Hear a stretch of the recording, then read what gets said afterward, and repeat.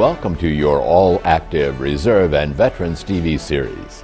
This information education show has three goals: tell who military veterans are, share about all organizations, auxiliaries, their programs and officers at all levels, and tell about memorials in all the cities we serve in this network. The VA system, state and county officers, hospitals and state homes are also featured. Please do check out our websites. Share your program ideas and concerns via the contact information on the show. We open each month's show with a patriotic theme. I watched the flag pass by one day. It fluttered in the breeze. A young Marine saluted it, and then he stood at ease. I looked at him in uniform, so young, so tall, so proud, with hair cut square and eyes alert. He'd stand out in any crowd.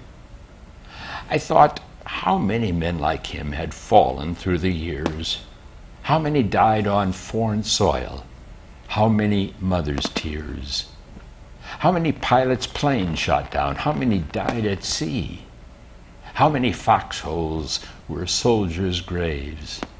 No, freedom is not free. I heard the sound of taps one night when everything was still. I listened to the bugler play, and I felt a sudden chill. I wondered just how many times the taps had meant amen when a flag had covered a coffin of a brother or a friend. I thought of all the children, of the mothers and the wives, of fathers, sons, and husbands with interrupted lives. I thought about a graveyard at the bottom of the sea, of unmarked graves in Arlington. No, freedom is not free.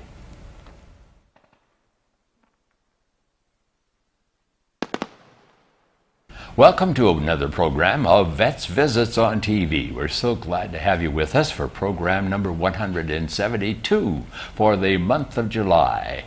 Have you got your fireworks ready yet? I think I'm ready. Okay, yes, you're yes. ready to blow up a storm or something, huh? Or something. Or Or blow something. the horn or something. This is our substitute co-host, and we welcome you, Gene Iden, to the show. Thank you, Jerry. I even get a handshake. It's fun to be here. Okay. I think. You think we haven't gotten through the show yet? Yeah. Okay. So Gene's going to take the place of Neil, our regular co-host now, and because Neil is out of town this week. So I want to remind you, first of all, that our Patriotic Open poem was written by an ROTC cadet, Major Kelly Strong, who was a senior in high school when this was written many years ago. My goodness. Isn't that something? Wow. What perception. Wow. Okay, now let's look at some dates in history. The 2nd of July in 1926, the U.S. Army Air Corps was begun, and of course that is now called the U.S. Army Air Force, isn't it? Yes.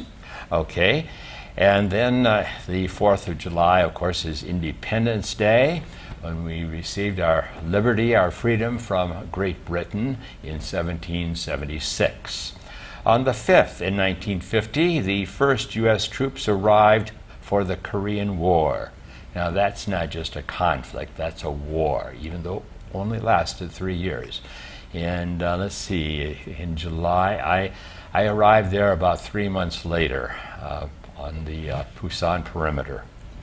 The 27th, in 1973, the Korean armistice was signed. Now, Gene, what's our first feature for you to introduce? Jerry was at an event where new members were being initiated.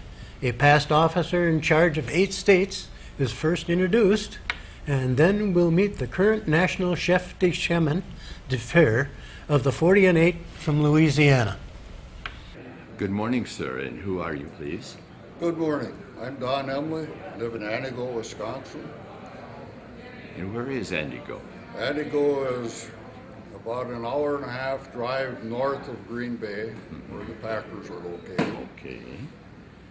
I've lived there for a number of years. I'm a 38 and a half year retired law enforcement officer. I'm also the sous-chef de assembly for the 48, Which means that my main responsibility is in regard to membership for the organization. for what kind of territory? For just Wisconsin? I have 11 Grand Voitures Okay. that I take care of. I'd like to introduce to you Chef de Assembly for Hank Kowatowski. Thank you, Don. I'm Hank Kwiatkowski. I'm the chef de chemin de fer for the 40 and 8. Chef de chemin de fer, literally translated, means the president of the railroad. Our organization of veterans is based upon the narrow gauge French boxcars that took our troops and horses to the front in France during World War I. And thus our name 40 and 8. Boxcars could carry 40 men or 8 horses. I'm here today to participate in a rec. This is an initiation ceremony for the 40 and 8, where we should have about 12 new individuals initiated into the organization. Prior to joining the 40 and 8, I joined the American Legion. I'm a 30-some-year member of the American Legion. I hold various offices there. And my position with the 40 and 8 is I'm the national commander. So I travel quite a bit from state to state, meeting with the troops, participating in initiations, doing whatever we can for the good of the order. I was a captain in the United States Army. I was also a paratrooper. And I think I already told you my name, Hank Kwiatkowski, and I guess that Polish handle probably means I'm not too bright, so I jump out of airplanes. Perfectly good. It's kind of early in the morning yet. What are some of the programs of the 40 and 8 that you'd like to share with our listening audience? Certainly. The 40 and 8 is involved in all types of programs. We're certainly involved heavily in nurses training.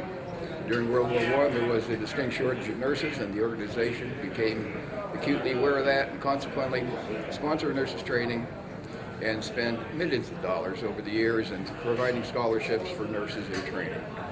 We also have a program for nurses going into advanced degrees, masters and doctorates in nurses training. We're heavy into children's child welfare and have all kinds of programs for children to include youth sports and children in distress. We're involved in many other programs. We strongly support a hospital in Carville, Louisiana. It's one of the few places in the world where there are still people being treated for Hansen's disease, otherwise known as leprosy. We do a lot for that program, and the things that are done at Carville, sponsored by the 40 and 8, are distributed worldwide to people in countries where leprosy is still very prevalent. We have other programs, and as other organizations, some of them diminish in magnitude as we go down the line, but we're very, very strong. And as I said, child welfare, prisoners of war, POW/MIA. And my favorite program for this year is a program that supports all the other 40 and 8 programs, and that's called Boxcar. So I strongly promote Boxcar because every dollar we make there supports the other 40 and 8 programs. That's right. Well, we're so glad that you could join us here in Minnesota for this special event that's going to take place here just north of St. Cloud, for those who are wondering where we are located right now. Okay, we are in St. Cloud, Minnesota The presently. last time you were invited, we mentioned that was when what happened down in Louisiana. Well, I was invited here previously to Forest Lake. Yeah, that was a few months ago. And unfortunately, we had a weather issue. It wouldn't sound much to a resident of Minnesota, but we had a little snow in Louisiana, and I couldn't get from Shreveport, Louisiana to Atlanta. So consequently, I couldn't get from Atlanta to Minneapolis. Right. Now, I know you probably think we're a bunch of wusses down there in Louisiana, but believe me, I'm a forgive little you. Yankee boy from Pennsylvania. Weather doesn't bother me, but Atlanta wasn't helping me that day. But I'm happy to be here now. I spent a little time just before discharge down in Louisiana, as we mentioned before, and we do have something in common with old Camp Polk. Oh, Camp Polk. Fort Polk. Well, it was Fort Polk when I was there, but you're showing your age there, sir. Yes, it was I Camp know. Polk well before that time. Mine. Oh, I think like W.C. Fields said, he spent a year one day in Philadelphia. You can get very sick of Fort Polk very quickly. There isn't a thing there except as close as you can get to the And Vietnam. Leesville. Excellent shrimp. Yeah, mosquitoes and everything. Fort Polk was really a nasty place to be. But I spent 3 years down there and loved every 10 years of it. Right, it seemed like that, didn't it? Yeah, somehow or other I ended back up in Louisiana after the service. I mentioned already I'm a Pennsylvania native, born and raised there. But life took me to the south. Ended up at Louisiana again, and Shreveport, Louisiana is my home now, where my wife and family reside.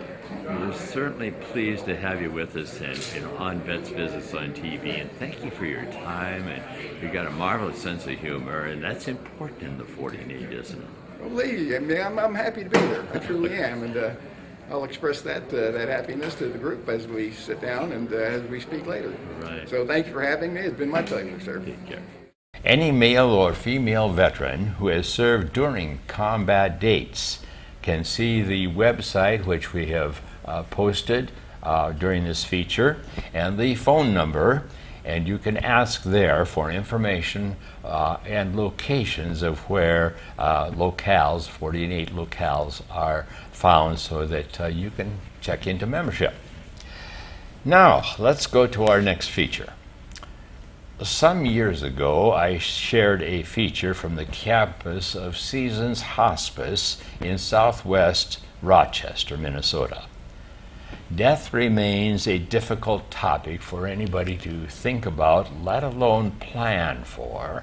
But here's something you might want to look into, whether you are a vet or know a veteran as a loved one or a friend. You can prepare for the death phase of life. Please do listen closely to the information we're going to share.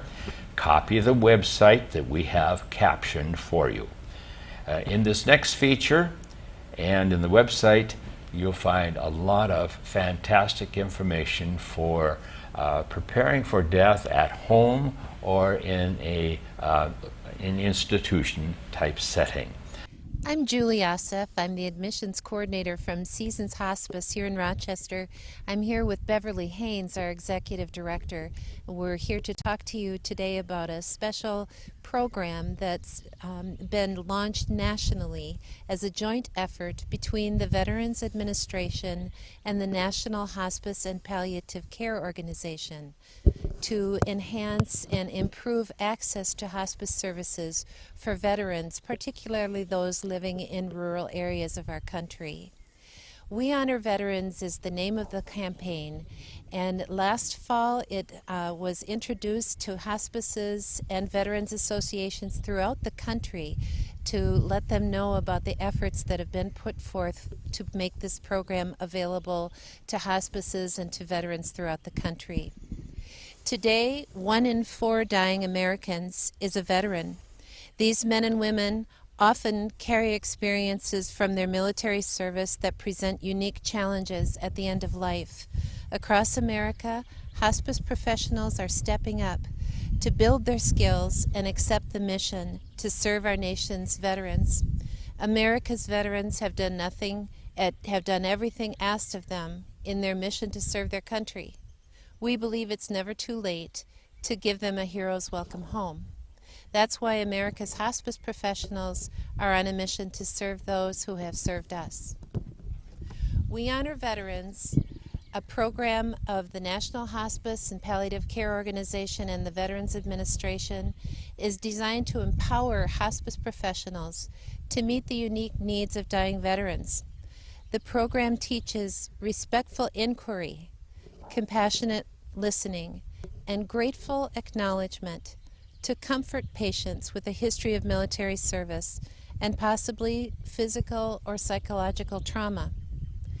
Practical resources such as downloadable forms, descriptions of veteran benefits, and a discussion forum where hospice professionals can exchange ideas and tips are available on their website, which is www.wehonorveterans.org. Seasons Hospice has committed to become part of this national effort, and we are currently at our level 1 partnership level. We hope very shortly to achieve level 2, and probably by the time this airs we'll be working on our level 3 partnership, which has been outlined by the program to help us learn how to train our staff and how to interact with our veterans to enhance their experience during their time on hospice. We know that many veterans wish to remain in their own community. And so in the last part of their life, they may not want to go 100 or 150 miles away from their home community in order to receive care at a veterans hospital. But we also know that their path has been unique and that their journey has been important to them in terms of their veteran service. So we want to learn all that we can about how we can honor that during the time we're serving them as hospice professionals. How long has Seasons Hospice here in Rochester, not in Rochester, but southwest, west Rochester, how long has it been in operation? Seasons Hospice has been a Medicare certified hospice that's provided hospice for patients in their own homes since 1996. We cover a 30-mile radius of Rochester, and we opened our residential hospice facility in 1997. The National Hospice and Palliative Care Organization, with this We Honor Vets program, has provided additional education for us to be able to provide for our staff that just enhances their awareness of what vets' experiences have been and how we can provide better care with the awareness that we have of the special needs that vets may have. What is the process for entering a facility or the hospice? The home. That's a great question. Hospice has qualifying criteria for different diagnoses that people have to meet, which is a decision that they make with their doctor. And those criteria are based on what people know about how long a person might live with a particular condition. So that's where the discussion begins with the doctor. I think it's important for people to know that Medicare has a benefit for hospice that pays 100% of the care at home, but so does VA, and that's something that not everyone knows. So even for people who don't qualify for Medicare or don't have another form of insurance, if they qualify for veterans benefits and they have a medical condition that meets that criteria, then they would have access to the Veterans Administration hospice benefit that would pay 100% of their services at home. So that's where things start, is with that discussion with the doctor. And the idea that the patient is no longer looking to aggressively try to reverse their disease or try to cure their disease, but rather that they're at a point where they want to receive comfort care, they want to remain in their own home if they can, or even if they're in a facility, even if they're in a nursing home, they can still have access to these benefits. So it's a good thing to ask if you're not sure. Then where does the VA come in? Do you work with a county veteran service officer in getting those services? We actually have 2 liaisons at the VA up in Minneapolis, 2 nurses who are specialists in hospice and palliative care. And if we find a patient who has a Veterans Administration doctor as their primary physician, those 2 nurses can help us get the orders that we need to provide hospice, and they can help line things up for us too. Okay, so this is a national program of connecting the hospice units, Right. and we would encourage people in their home states, wherever we are serving in our 21 states, to investigate with the With their local hospice and ask if they're a member. Okay. You can go online to that website at www.wehonorveterans.org, and you can check to see whether your hospice is a partner in this effort. And if they're not, you can talk to them about maybe the idea of looking into it, because all hospices have the opportunity to participate. And not only do they give us helpful tips in terms of accessing the care, but they tell us things like what are good questions to ask about a person's veteran service that helps you understand what impact that service has had on them as an individual and what kinds of issues they may be facing as a result of their service. It also gives us tools for training our partner facilities like the nursing homes and assisted livings where we provide care. But one of the most exciting things about the effort, I think, is that it encourages hospice to develop veteran-to-veteran visit volunteer programs, where if we meet a veteran who is interested in telling their story, we develop a network of other veterans who are interested in coming and thanking that person for their service and allowing them to tell their story, because that's such an important part of this time. Ladies, our time is up, and we do thank you for sharing this valuable information. I was the Legion Department chaplain and continue to be the post chaplain, and you may have known that I'm a retired clergy as well. I just presided just a few weeks ago at the second funeral for a veteran who took his own life. He had completed 2 tours in Afghanistan. The American Veteran series from the Veterans Administration had a feature on suicide that I'd used previously, and next is another on the diagnosis of post-traumatic stress disorder. See if you recognize any of the concerns that you could be sharing with a loved one or friend. For combat veterans, the ordeals they experience during wartime can create painful and unwanted memories that may have an unsettling effect on a veteran's life if left untreated. But to heal these emotional scars, an accurate diagnosis is first needed, and VA is doing that in a new and innovative way. It was his lifelong dream to fly, so Bob Michelson joined the Air Force, serving as a gunner on a B-29 during World War II. That's when his life suddenly changed. Our airplane was shot down over Tokyo in May of 1945, and we were, of course, captured on the ground and put into what we thought were prison cells. We later learned they were the Emperor's horse stall. For several months, Bob and 17 other Americans were held as prisoners of war in those horse stalls, treated brutally and fearing they'd never get out alive. We thought if we don't die of starvation, they'll kill us anyway.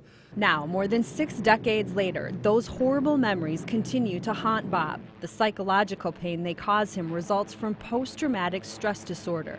For generations, millions of veterans like Bob have suffered from PTSD related to wartime experiences. But there's never been a concrete way to diagnose the condition. Finding physical signs of a mental disorder has been and continues to be the holy grail of mental health research.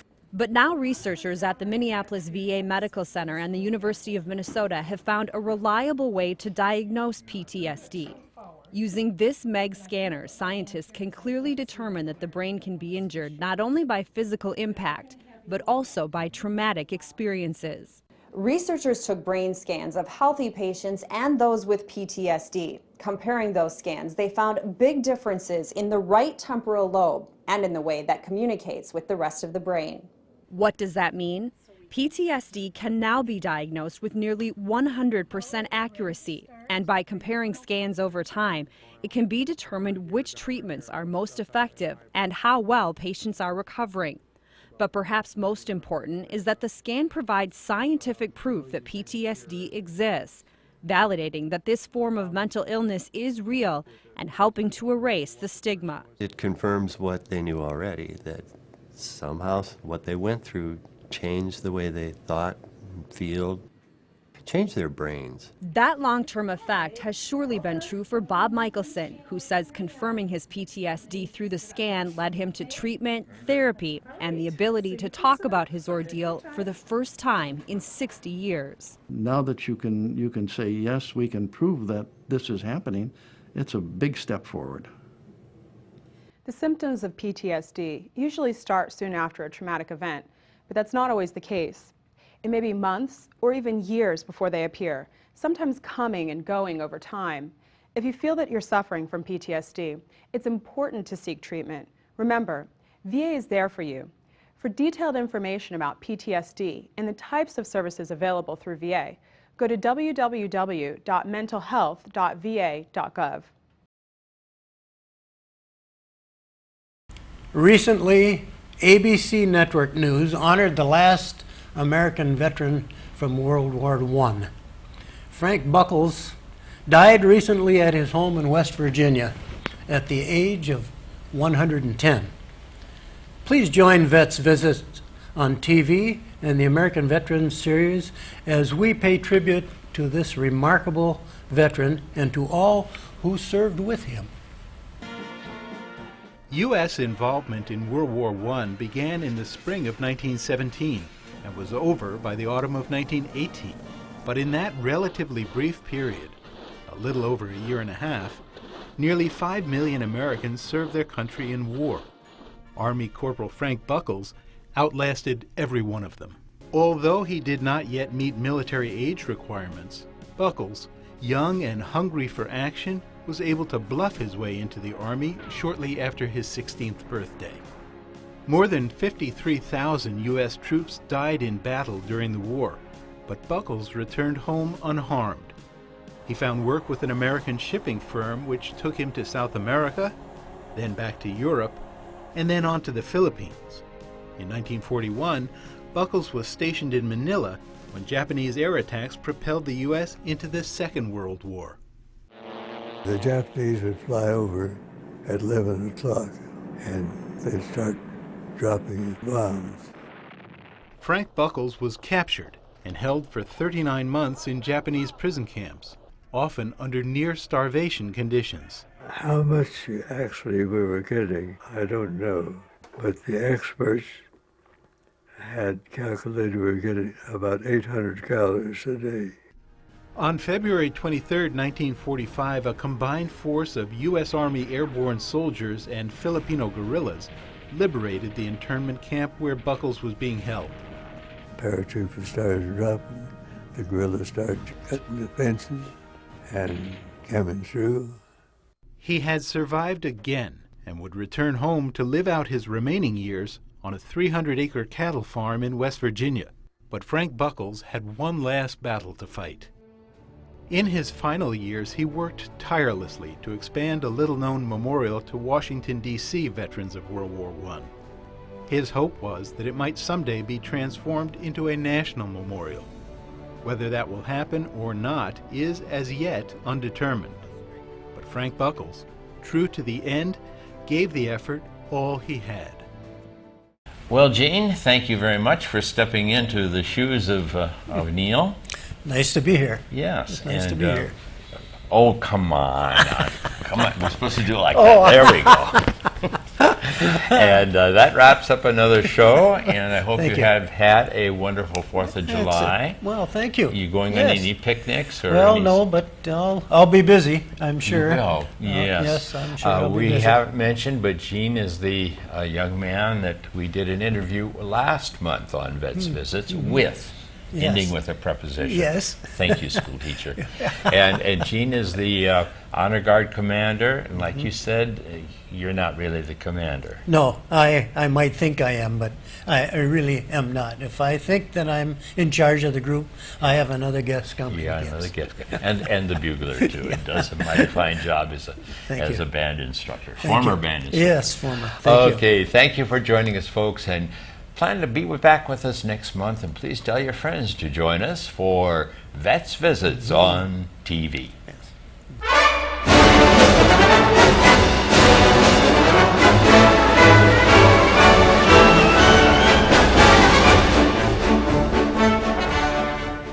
Thank you for joining us for this month's show.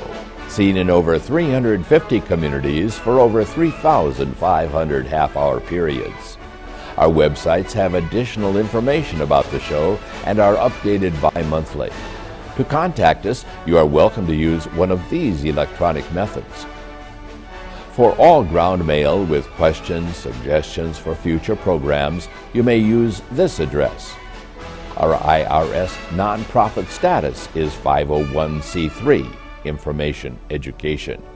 The Minnesota Commissioner of VA and these state-level organizations believe in and endorse Vets Visits. Join us next time, won't you, for Vets Visits on TV.